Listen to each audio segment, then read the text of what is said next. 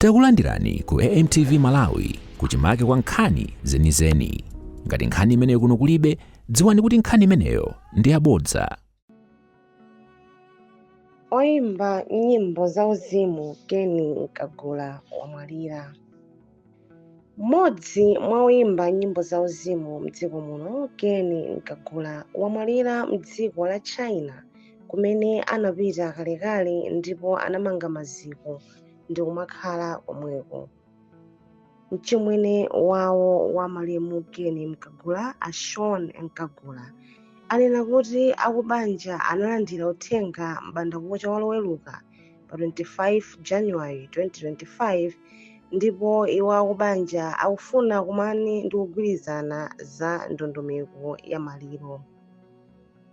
Shaun Nkagula ati mchimwene wawo wamwalira ndi matenda a impsyo amene anapezeka nawo ndipo amalandira chithandizo. Malemu Kenny Nkagula anabadwa mchaka cha 1975. Iwo kwambiri amayimba chida chotchedwa piano komanso anali ndi luso lokonza nyimbo ndipo agwira kwambiri ntchito ndi oyimba kuno ku Malawi zaka zambuyomo.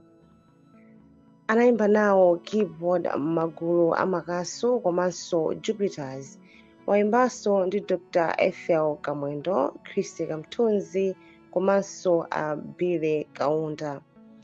Nkagula anagwiranso kwambiri gawo la nyimbo zauzimu ndipo kwa kanthawi analotsogolera za mayimbidwe ku Blantyre Christian Center komanso amayimba ku Assemblies of God.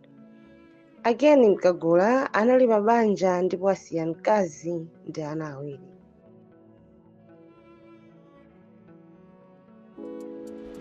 Osayiwala kupanga subscribe ku channel ya AMTV Malawi.